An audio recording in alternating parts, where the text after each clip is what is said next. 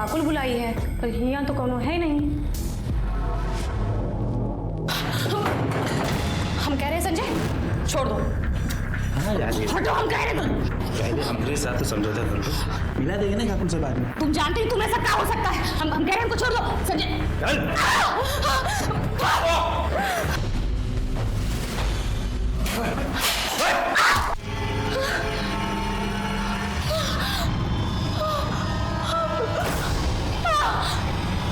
वहाँ ले जाकर उसने हमारे संग जोर जबरदस्ती की और हमको छोड़कर भाग गया। उसको ये लगा कि उसने हमारी ज़िंदगी बर्बाद कर दी।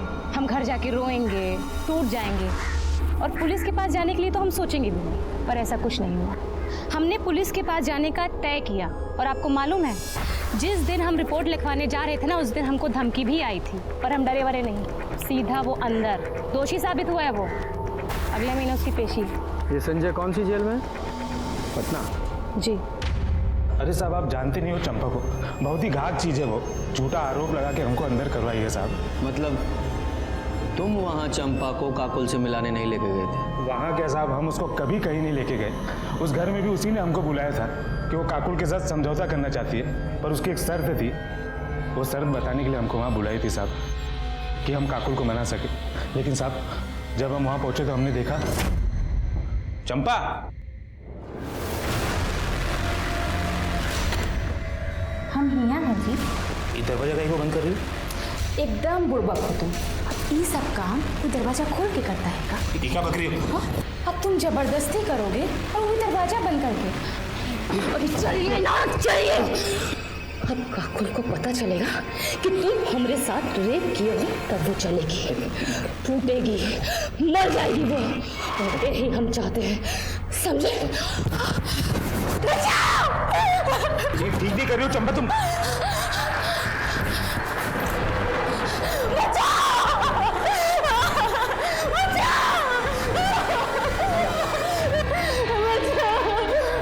क्या हुआ? कैसे हो सब? ये शैतान हमरे संग जोर जबरदस्ती किया है, हमको कहीं का मुंह दिखाने लायक नहीं छोड़ा। पकड़ो इसको। ऐसे तैसे हम जान बचा के वहाँ निकले। हमने 1000 बार सबसे गिड़गिड़ाया कि हम निर्दोष है, लेकिन पुलिस ने हमारी एक न सुनी और हमें अंदर कर दी। हम बता रहे साहब वो बहुत चालाक है, उसने बहुत गहरी चाल चली हमारे खिलाफ। लेकिन चंपा को ये सब करने की क्या जरूरत थी? क्योंकि वो काकुल का जीवन नरक बनाना चाहती थी साहब। हम दोनों शादी करने वाले थे, हम बहुत खुश थे साहब, लेकिन एक खुशी उसको देखी नहीं गई और उसने हमको फंसा दी साहब। सर चंपा रेप केस की फाइल। सर मेडिकल रिपोर्ट के मुताबिक चंपा के साथ में रेप तो हुआ था, लेकिन स्मेन ट्रेसेस नहीं मिल पाए, जिससे यह साबित हो सके कि उसके साथ में रेप संजय झा ने किया हो सकता है उसने बहुत ही चालाकी के साथ किया हो कि सबूत ही ना मिले। कंडोम वगैरह पहना होगा। उसे अरेस्ट किस बेस पे किया गया था? सर बाकी एविडेंस के बेस पे, मोबाइल लोकेशन और आसपास के लोगों के बयान पर, जिन्होंने उस वक्त उसको वहां पर देखा था। मामला भी कोर्ट में कुछ कह नहीं सकते हैं। वैसे लोग दुश्मनी पूरी ईमानदारी से निभा रहे हैं। हाँ, दुश्मनी से याद आया, तुम्हारे थर्ड पार्टी अंकल का क्या हुआ? सर मैंने तहसील ऑफिस में जाकर पता किया था, चंपा और काकुल के अलावा सरपंच के लिए किसी ने नॉमिनेशन फॉर्म भरा ही नहीं है। अच्छा, तो फिर तीसरा कौन हो सकता है? एक बात और सर, उस दिन काकुल ने हमसे झूठ बोला था। उसने कहा था कि वो पटना जेल में अपने पिता से मिलने के लिए गई है। और पहली बार उससे हमारा झगड़ा 6 महीना पहले हुआ था, जब हम बाबूजी से मिलने जेल गए थे। जबकि उसके पिता तो 1 महीने पहले ही रिहा हो चुके थे। तो फिर किससे मिलने गई थी? संजय झा से। और जब मैंने उससे पूछा कि उसने हमसे झूठ क्यों बोला, तो उल्टा मुझ पर ही भड़क गई कि बोल दिया कोई गुनाह थोड़ी ना किया है। और फिर मुझसे ही पूछने लगी कि आपने अब तक चंपा को अरेस्ट क्यों नहीं किया है। कुछ ज्यादा ही जानकारी और अकड़ है इन लोगों में।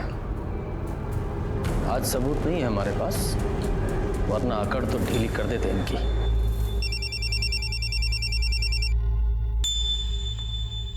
हेलो, बहुत बढ़िया, लेकर आओ उसको। सर लगता है सबूत मिल गया हमको। चलो साहब आ गए, चल। सर ये मनोज महतो है।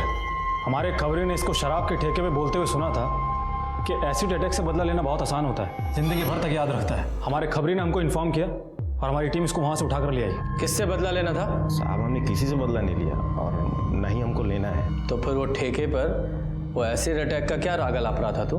साहब वो तो ऐसे ही 3-4 लोग बैठे थे तो उनके बीच में कॉलर टाइट करने के लिए ऐसे ही बोल दिए साहब अस्सी ने, कुछ किए नहीं है। गीता पे एसिड अटैक क्यों किया था? कौन गीता साहब? इसका नशा ऐसे नहीं उतरेगा, अपने तरीके से को बुलवाओ। सब याद आ गया साहब याद आ गया साहब 10,000 रुपया मिला था हमको। ऑफर किसने दिया था? वो चंपा सिंह ने साहब। तो ये चंपा ने गीता पे अटैक क्यों करवाया? वो साहब हमको नहीं मालूम है, हम तो सिर्फ पैसा के लिए काम किए हैं। हम तो काकुल पे एसिड फेंकने गए थे, लेकिन गीता बाहर आ गई और रात के अंधेरे में समझ में नहीं आया तो उसी में फेंक के भाग गए। 7 बजे गए थे ना? नहीं साहब 9 बजे। तेरे साथ और कौन था? कोई नहीं था साहब, हम अकेले थे। और एसिड किसने दिया था, चंपा ने? नहीं साहब हम खुद जुगाड़ किए थे। कैसे? साहब हम बिलालपुर के हैं ना, वहीं एक केमिकल फैक्ट्री में काम करते हैं, तो वहीं से थोड़ा सा चुरा लिए थे।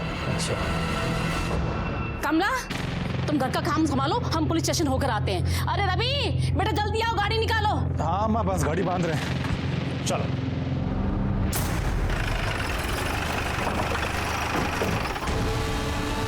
अच्छा हुआ आप लोग आ गए, हम अभी आपके पास ही आ रहे थे। किस लिए? चंपा कल से घर नहीं लौटी है, किसी का फोन आया था, बोल रही थी हम आते हैं और अभी तक नहीं आई है। किसका फोन आया था? पता नहीं किसका आया था, हमको तो बड़ी चिंता हो रही है। जाओ पूरे घर की तलाशी लो। अरे तलाशी सर कुछ नहीं मिलेगा, हम कह रहे हैं, हमारा यकीन कीजिए ना। कैसे यकीन करें? क्या पता फोन का बहाना बना रहे हो आप लोग और वो घर में छुपा के रखा उसको। भेजा, चंपा को फोन लगाओ। सर अरे सर फोन स्विच ऑफ है, हम लोग कितना बार ट्राई किए, सुबह से ट्राई कर रहे हैं।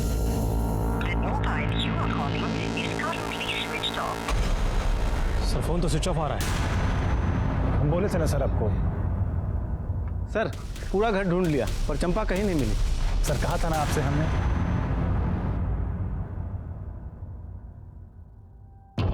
आखिरी बार पूछ रहे हैं, बता दो कि चंपा कहाँ है, वरना उसके साथ साथ तुम दोनों भी अंदर जाओगे। सर हम तो तब बता पाएंगे ना जब हमको खुद पता होगा। साहब हम सच कह रहे हैं, चंपा घर पर नहीं है, वो कल से घर लौटी ही नहीं है। हमें लग रहा था कि चंपा को किसी तरह से पता चल गया है कि उसने जिसे एसिड अटैक की सुपारी दी है वो हमारी गिरफ्त में है और उसके खिलाफ हमारे पास सबूत है, इसलिए वो फरार हो गई। उसे पकड़ने के लिए हमने पूरे स्टेट में उसके फोटो सर्कुलेट करवाए, अर्जेंट बेसिस पे उसकी CDR रिपोर्ट निकलवाई, हर वो काम किया जिससे जल्द से जल्द हम उस तक पहुंच सकें। हम उस तक पहुंचे भी, लेकिन उस तरह नहीं जैसी कि हम कोशिश कर रहे थे।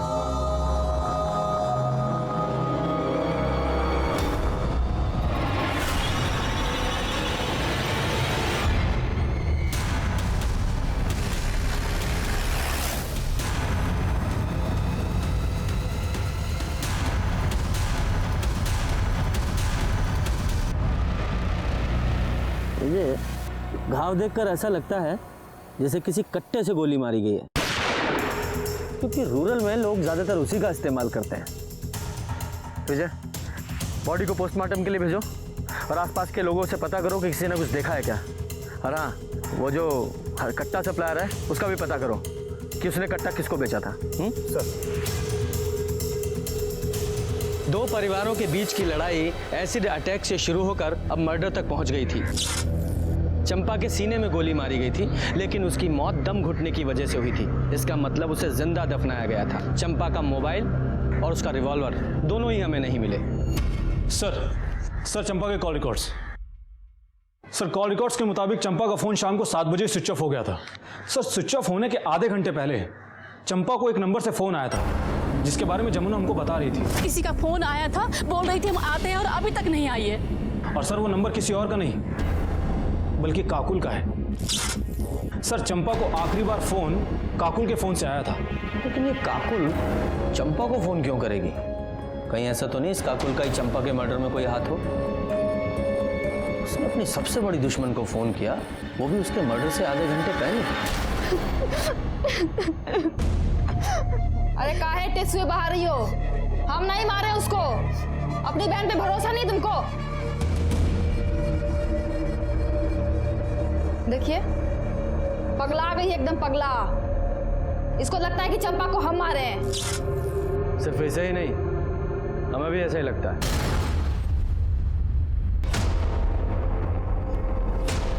चलो थाने में चलकर विस्तार से बात करते हैं।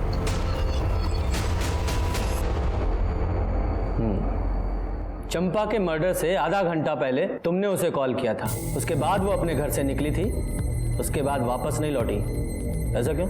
वापस आने का हमको नहीं मालूम। कॉल हम किए थे कि दुश्मनी खत्म करते हैं, वो भी मान गई थी। बोले मिलकर बात करते हैं, इसलिए पानी टंकी के पास बुलाए थे। तो मुलाकात हुई? बात अकेले आने का हुआ था। हम पहुंच गए थे, 8 बजे तक इंतजार किए, आई नहीं। फोन भी किए, फोन ऑफ था। सोचे महारानी का मूड बदल गया होगा, तो हम भी वापस अस्पताल चले गए गीता के पास। अपने घर वापस आ गए हम। सुबह पता चला कि कोई उसको मार के ना गाड़ दिया है। इतना दुख हो रहा है ना हमको, एकदम बदला लेने का जो मन था ना, एकदम पूरा नहीं हो पाया हमारा। ऊपर से हमारी बहन दिमाग खा गई है हमारा कि हमने चंपा को मारा है। मानने को तैयार ही नहीं है वो। विजय, जरा पता लगाओ कि ये सच बोल रही है या झूठ। क्यों झूठ बोलेंगे हम? क्यों बोलेंगे झूठ? सच बोल रहे हैं हम, सच। अगर काकुल सच बोल रही है कि उसने चंपा को नहीं मारा, तो फिर ऐसा कौन है जिसके पास चंपा को मारने का मोटिव हो? सर, काकुल के कॉल रिकॉर्ड्स के हिसाब से तो वो सच ही बोल रही है, क्योंकि उसके मोबाइल लोकेशन में साफ दिख रहा है कि वो शाम को 7 बजे हॉस्पिटल से पानी की टंकी के लिए निकली ज़रूर थी, और 7:15 से 8 बजे तक वो वहीं पर ही थी। उसके बाद में हॉस्पिटल आ गई थी। और सर, वो क्राइम स्पॉट के पास में भी नहीं गई जहाँ पर हमको चंपा की लाश मिली थी। और तभी हमें एक बड़ी लीड मिली। छपरा से 50 किलोमीटर दूर किसी केमिस्ट ने एक आदमी को बड़ी मात्रा में एसिड बेचा था, वो भी गीता के एसिड अटैक से 1 दिन पहले। इतनी खबर मिलते ही हमने उस आदमी को उठा लिया।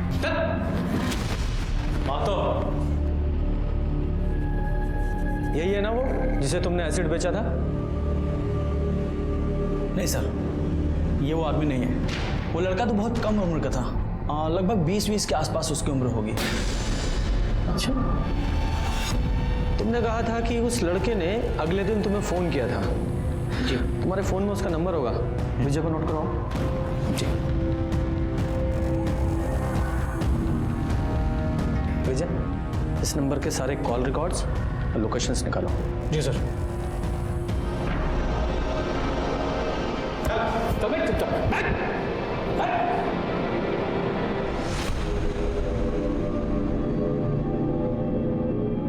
सर, केमिस्ट ने एसिड खरीदने वाले जिस लड़के का नंबर दिया था, उसका फोन तो स्विच ऑफ आ रहा है। सर, केमिस्ट ने जो नंबर दिया था उसका कॉल डिटेल्स और मोबाइल लोकेशन आने में तो अभी टाइम लगेगा, लेकिन ये पता चल गया है कि वो नंबर ललन यादव नाम के कुख्यात अपराधी का है। और सर, उसका एड्रेस भी पता चल गया सर। विजय, जब तक CDR रिपोर्ट नहीं आती ना, तो आ रहा है कि जब हम केमिस्ट को मनोज से मिलवाने लेकर गए थे, तो मनोज की हालत क्यों खराब हो गई थी?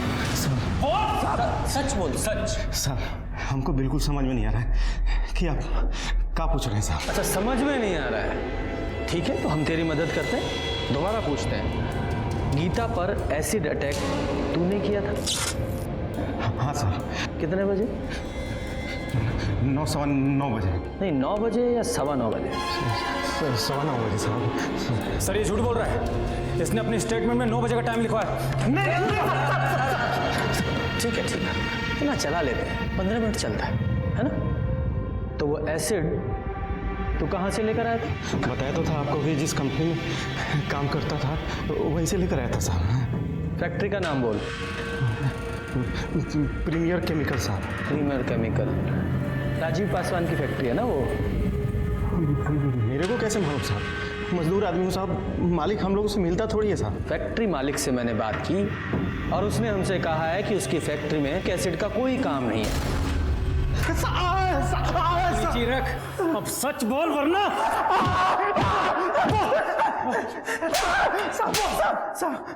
किसके कहने पर झूठ बोल रहा है? हाँ, बता रहे साहब, बता रहे।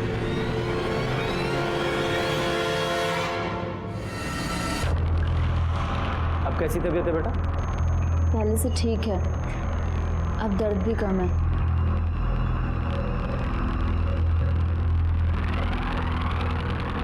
ये फोन तुम्हारा है? हाँ। ये फोन सिर्फ तुम इस्तेमाल करती हो या कोई और भी इस्तेमाल करता है? काकू जी का जब फ़ोन ख़राब हो जाता है तब वो हमारा फ़ोन इस्तेमाल करती हैं हमेशा। तुम्हारे ऊपर जब एसिड अटैक हुआ था उससे 1-2 दिन पहले उनका फ़ोन ख़राब हुआ था, मतलब उन्होंने तुम्हारा फ़ोन इस्तेमाल किया था।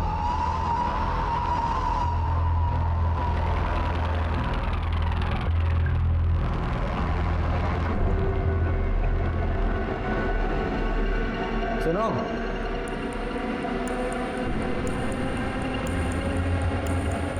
तुम्हें बहुत जल्दी थी ना ये जानने की कि गीता पर एसिड अटैक किसने करवाया।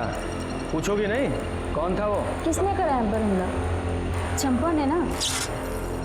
नहीं, चंपा ने नहीं, तुम्हारी सगी बहन काकुल ने। उसने तुम पर एसिड अटैक करवाया, मनोज महतो नाम के आदमी को सुपारी देकर। हम ही जानबूझकर पकड़वाए थे मनोज को, फंसाना चाहते थे चंपा को हम।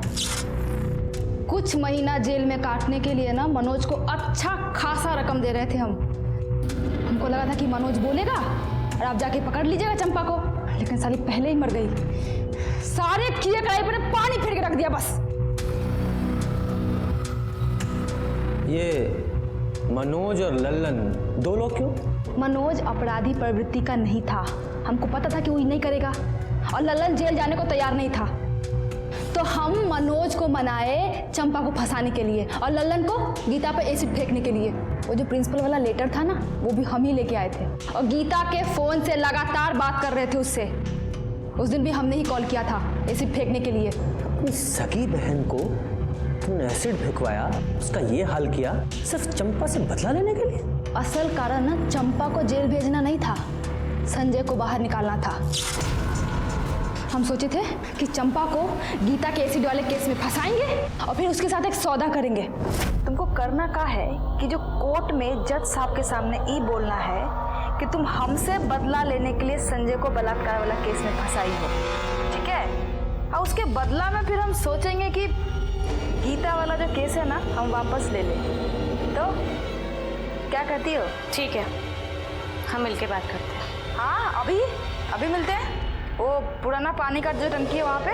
ठीक है। संजय झा ने वाकई चंपा का रेप किया था?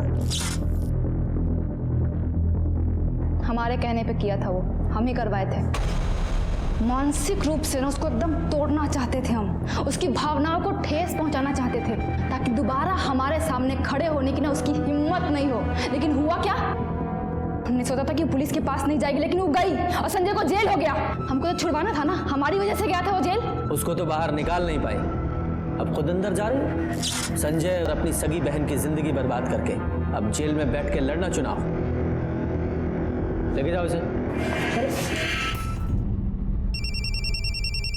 एक मिनट सर। हेलो, ठीक है सर, लल्लन को अरेस्ट कर लिया है और उसने इस बात को कबूल कर लिया है कि काकुल ने ही गीता पर एसिड अटैक की सुपारी दी थी। Very good. एसिड अटैक का केस तो सॉल्व हो गया, लेकिन मर्डर केस सॉल्व होना अभी बाकी था। तभी हमें एक बड़ी लीड मिली। जिस कट्टे से चंपा को गोली मारी गई थी, उसके सप्लायर को हमने ढूंढ लिया था, जिसने हिस्ट्री शीटर भोला पांडे का नाम हमें बताया था।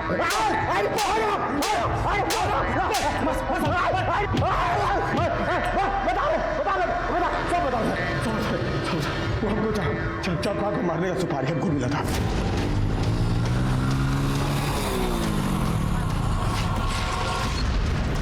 क्या कर रहे हैं बे?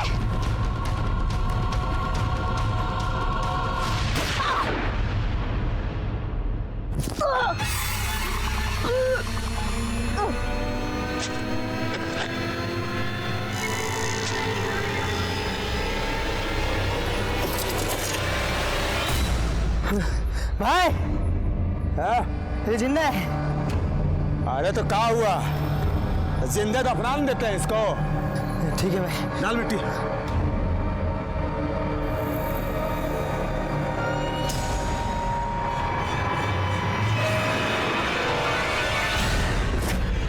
चंपा की गन और उसका फोन कहाँ है? हाँ, उसका गन तो हम सर बेच दिए, वो फोन हम नदी में फेंक दिए सर। सुपारी किसने दी थी? सुपारी हमको कृष्णचंद झा। कौन किशनचंद झा? सर, किशनचंद झा तो संजय झा का बाप है। वही है ना?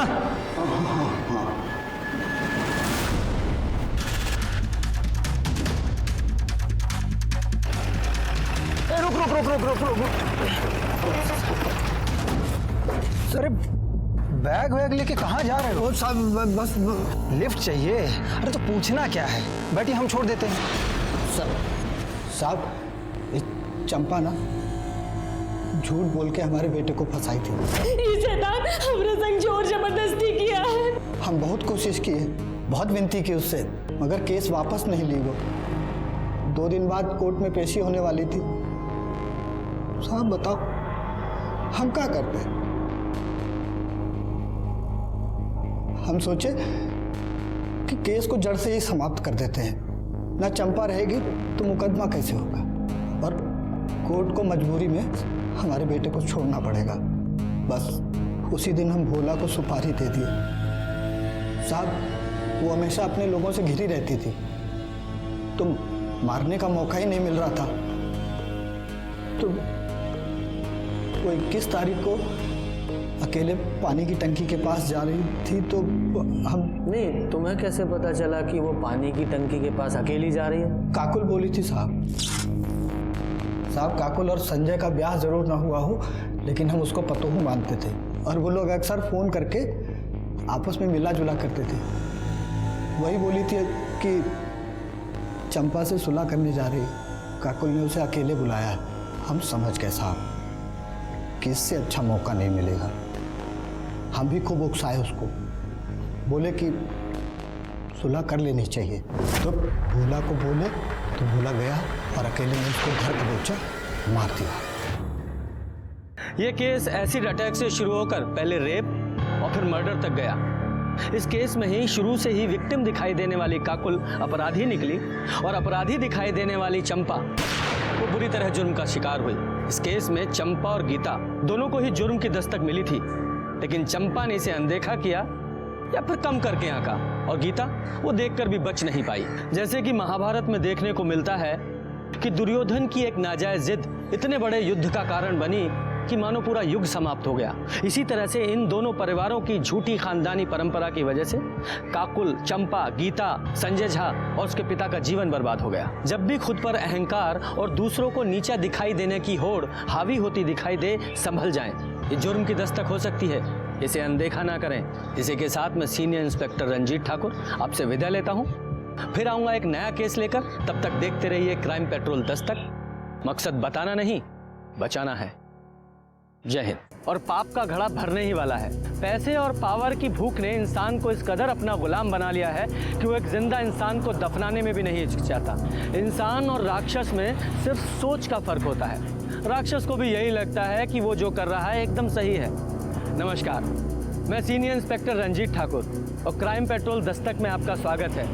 ये जो केस मैं आपको दिखाने जा रहा हूँ वो तब का है जब मैं बिहार के छपरा जिले के एक छोटे से गांव में पोस्टेड था। पुलिस वाला होने के बावजूद इस केस ने मुझे डिस्टर्ब कर दिया था, क्योंकि इस केस में 3 जुर्म हुए थे और हर पहले जुर्म से दूसरे का सच ज्यादा भयानक था।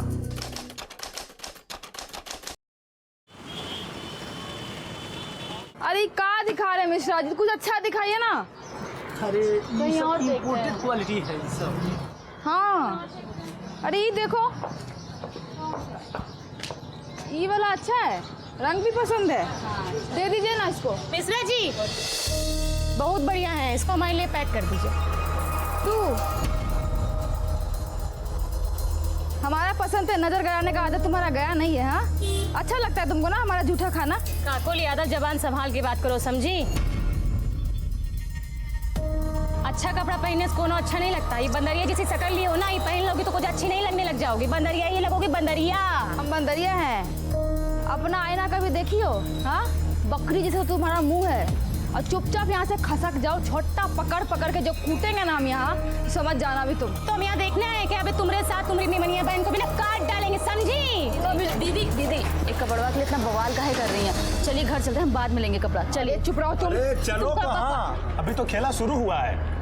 दीदी इन यादव की बहन लोगों को ना छोड़ना मत, कचर कचर के इनका हिसाब लेना है। चलो तो थप्पड़ इसको मार लेना तो ये ठीक हो जाए।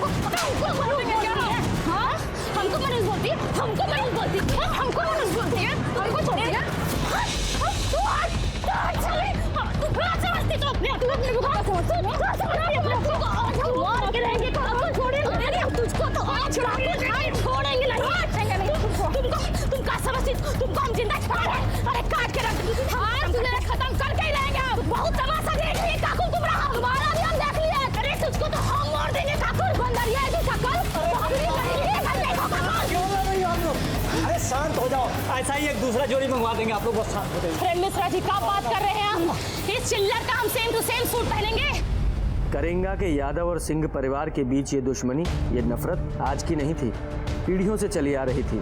आज तो चंपा और काकुल बस इसे जिंदा रखे हुए हैं। दोनों ही दबंग और गुस्सैल थी, इसीलिए उनके झगड़े का कोई पहला किस्सा नहीं था। इससे पहले और इसके बाद भी कई झगड़े हुए और अब ये दुश्मनी और भी गंदगी पर उतरने वाली थी।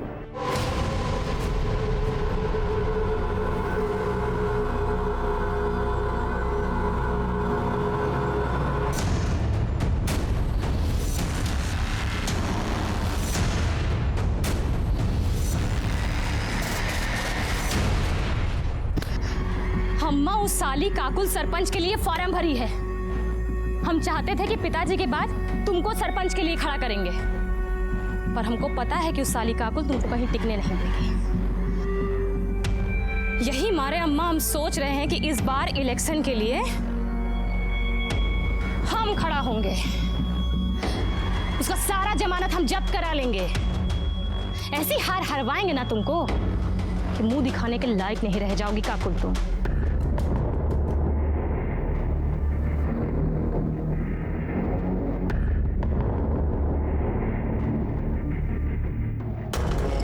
अबे ई का हुआ?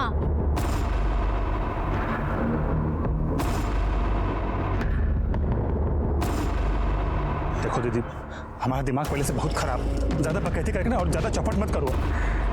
अरे बस घर ही में शेर बने रहना, बाहर तो तुमसे मच्छर भी नहीं मारा जाता।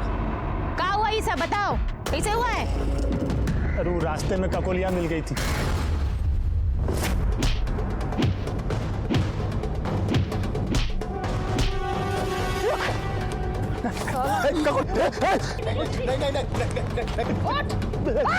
चल जाएगी।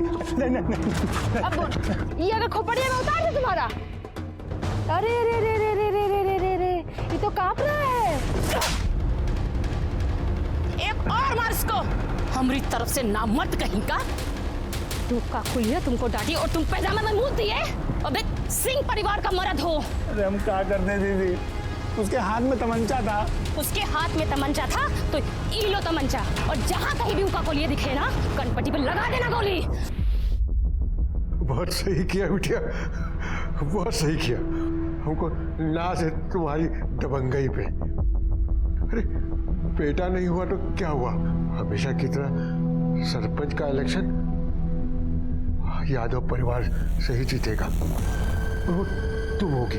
अरे बाबूजी, आपका आशीर्वाद रहा ना तो इस बार पक्का बनेंगे। हमारा आशीर्वाद तो हमेशा ही रहेगा, पर इलेक्शन में खड़ा होने के लिए कोई नॉमिनेशन फॉर्म भी तो भरना पड़ेगा ना। वही भर के तो वापस आ रहे थे कि देखिए रवि इसको छेड़ रहा है, देखिए ना पॉइंट वे में मुतवा दिए उसको, देखिए। दीदी, हमको अभी भी लगता है कि आपको रवि को इतना बेइज्जत नहीं करना चाहिए था। अरे थोड़ा सा वार्निंग देके छोड़ देती, सब वहीं खत्म हो जाता। अब पता नहीं वो चंपा बदला लेने के लिए क्या क्या करेगी। तुम पगला गई हो का? वो चंपा कुछ करेगी और हम यहाँ घर में मुंह पे टेप साट के बैठे रहेंगे। दीदी हम ये नहीं जाकर चुपचाप पढ़ो। अरे गीता, इतना काहे डरती हो? हमने बहन को देख, इससे कुछ सीख। तेरा यही हाल रहा ना तो चंपा सिंह और उसके परिवार का सामना अकेली काकुल को ही करना पड़ेगा।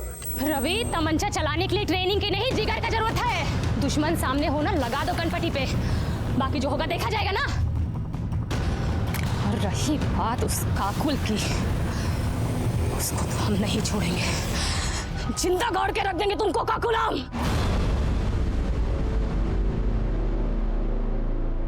किसे बनाए? आज हम बहुत ही खुश थे बाबूजी, इसलिए बनाए हैं। नहीं तो रोज तो गीता के हाथ का फीका खाना ही खाना पड़ता है आपको। लीजिए। अब इतनी रात को कौन आ गया? ए डरपोक, दरवाजा इधर है, जाके खोल। नहीं दीदी, हम नहीं खोलेंगे। हमको पक्का पता है चंपा है, अपने भाई का बदला लेने आई है। हम नहीं खोलेंगे। हम यहाँ बैठे हुए हैं ना, जाके खोल। बाबूजी बोलो ना आप दीदी को, हम नहीं। जा। ये लीजिए। कौन है? कौन? कौन?